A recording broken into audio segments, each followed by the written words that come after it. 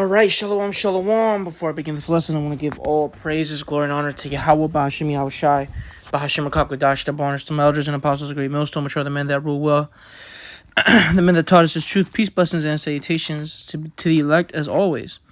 All right, and Lord's willing, the title will be End of the Road for Esau.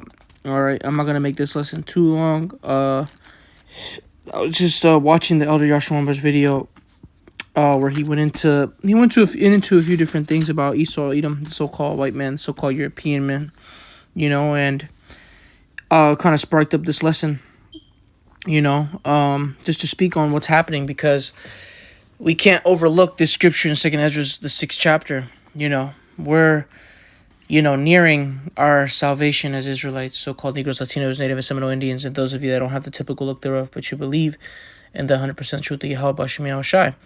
We're getting ready to head to the kingdom of heaven, all right, to receive those new bodies, the new covenant, fulfilling the new covenant, right?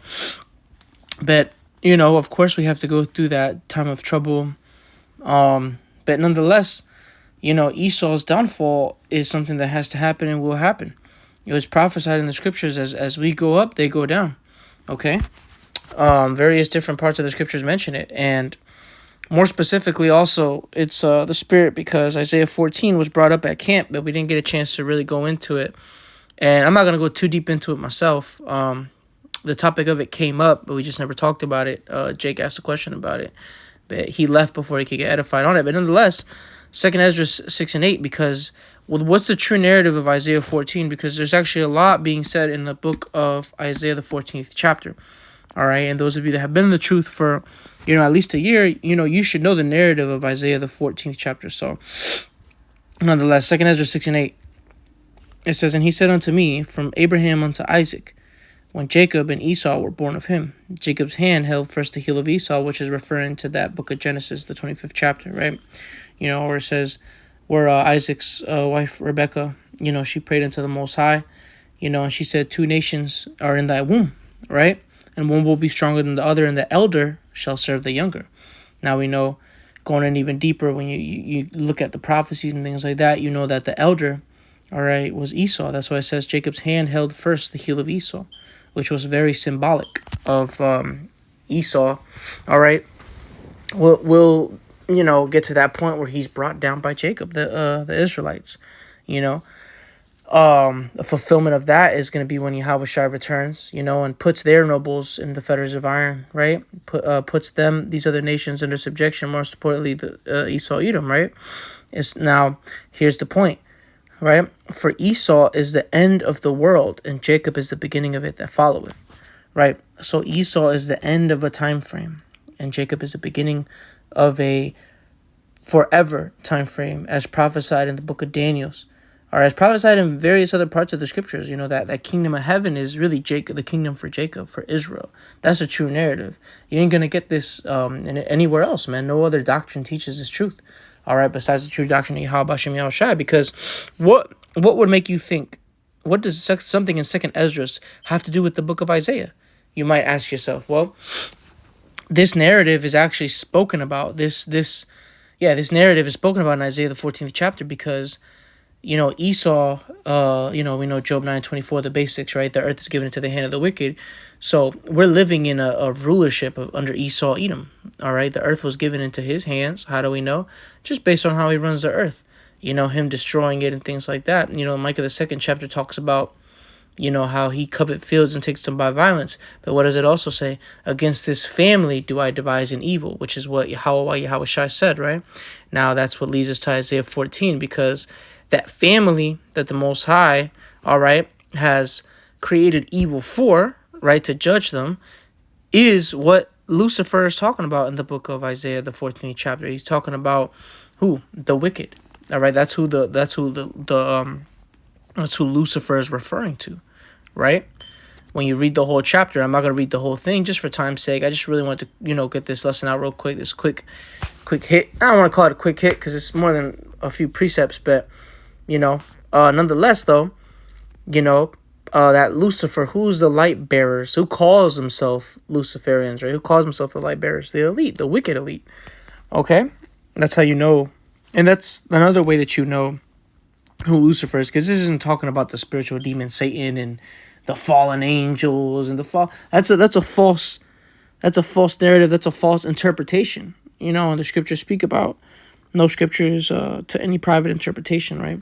But nonetheless, let's get into it, because what's read up here is spoken about here, just in more detail, right? Because you can't just look at Jacob and Esau and say, well, this was talking about just them back then in Genesis. No, this is talking about the progenitors who came out of the loins of these men, who came out of Esau, Edom, right? The so-called white people, so-called European man, all right?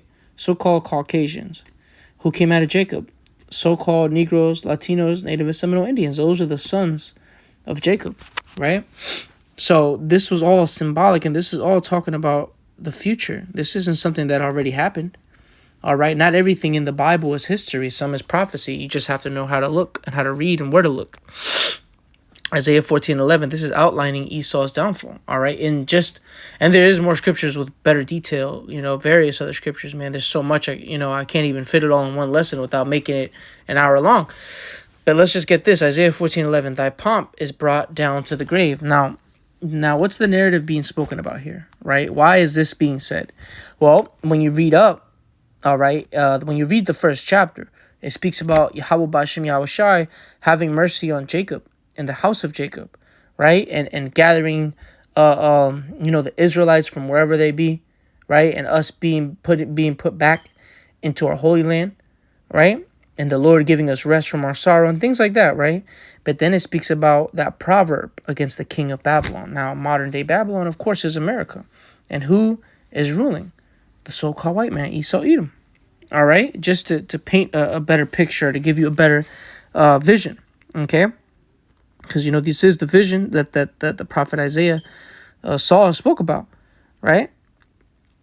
So, when you read up, like when you go up to verse 5, because I'm looking at it at my sword, it says, the Lord hath, Isaiah 14:5, the Lord hath broken the staff of the wicked and the scepter of the rulers, right? Because even when you read in other parts of the book of Isaiah, the Lord speaks about destroying their counsel and things like that, right? Destroying their their prognosticators, failing them and things like that, because that's actually going to happen. And the other thing too, the other reason I was inspired to do this lesson is because Elder Yashawamba went into that modern day false moon landing, right? No video of it, but they went to the moon, right? There's no way, right? That you went to the moon again and didn't have video of it. Everybody videotapes everything nowadays, right?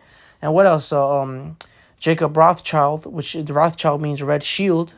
All right, or I believe it was Jacob, right? Jacob Bauer, all right, passed away at 87, and that's just, amen. These are signs, man, signs that Yahweh Ba'Shem Yahushai, all right, is for one, making things move, man. All right, those are beautiful signs, man. Esau's little false moon landing and the people talking about it just look like a bunch of liars. They just look bad, right? So yeah, the Lord is bringing down the wicked, man. It says Esau is the end of the world. Jacob is the beginning of it that followeth. Let me read this again. Isaiah 14:5. Isaiah 14:4.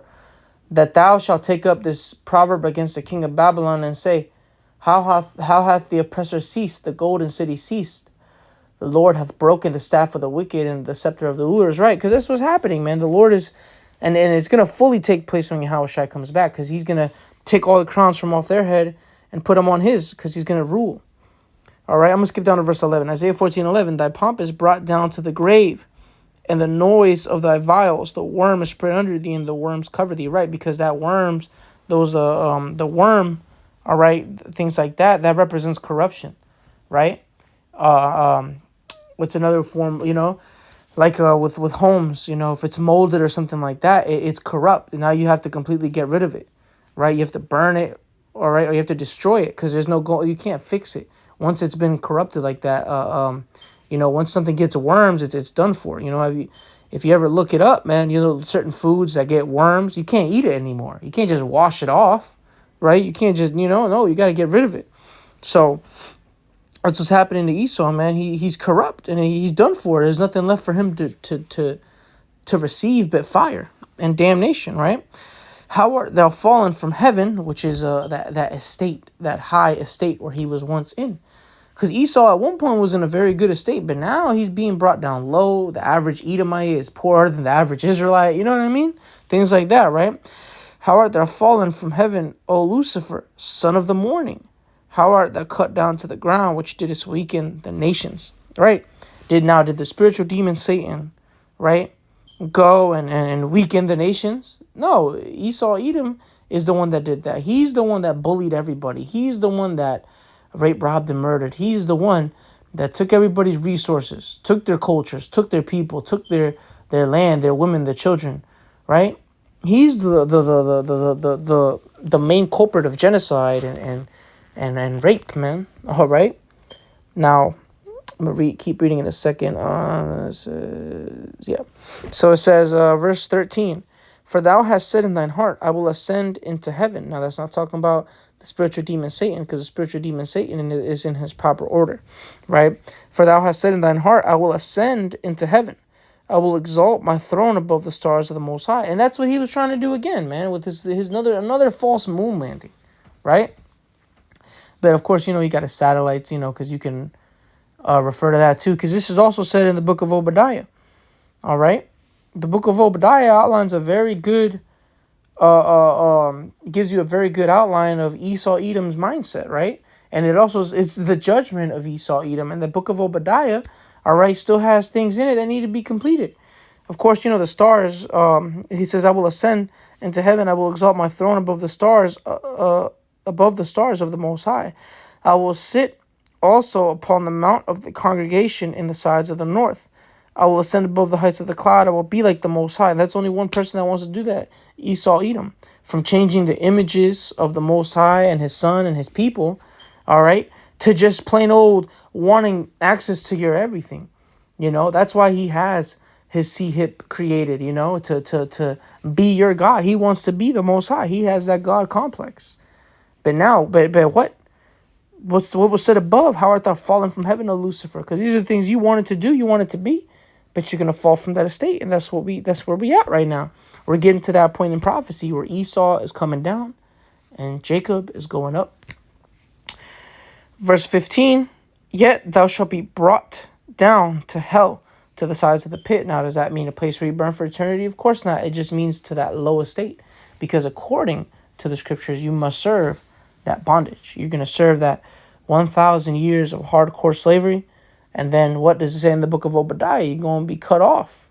All right. That there be no root or branch of it. Right. But hey, that's the judgment written for the so-called white man, Esau Edom. All right. And yes, that's for the whole nation. It does not matter and it's not about how you look. If you descend from this man, Esau Edom, even if you look like a chocolate man, hey, your judgment is to be burnt. Even if you look like a so-called Asian, because Esau done mingled himself among them, the Moabites and Ammonites. It don't matter. If you come from the lineage of Esau Edom, your judgment is damnation, man, is to be burnt up after you serve your slavery. All right. And for example, this dude Jacob Bauer, hey man, he gonna wake up a Edomite baby in the kingdom of heaven, and he gonna serve his time. He ain't escaped nothing. All right. He didn't escape anything. That was just a sign from the Lord, man, putting him down, all right? That the Lord is bringing this down and is in total control, man. We got nothing to worry about, man. The end of the road, this is the end of the road for Esau, not for Jacob. Read the book of Isaiah, the 14th chapter, man, all right? It gives you a very good narrative to the things that are going to happen, all right, in the near future. It says, yet thou shalt be brought down to hell, to the sides of the pit, because that's what's going to happen. Esau, Edom, going to be brought down. You're going to be judged. And you are going down, man. It's embarrassing, the shit that he's doing now. But I'm not going to rant about that. That's all I wanted to bring out. I pray this was exhorting and edifying. All right. I'm going to give all praises to Yahweh, Bashim Yahushai, Bashim Kakadash, double honors to my elders and apostles, a great millstone, which are the men that rule well and that taught us his truth. Peace, blessings, and salutations to the elect. Shalom.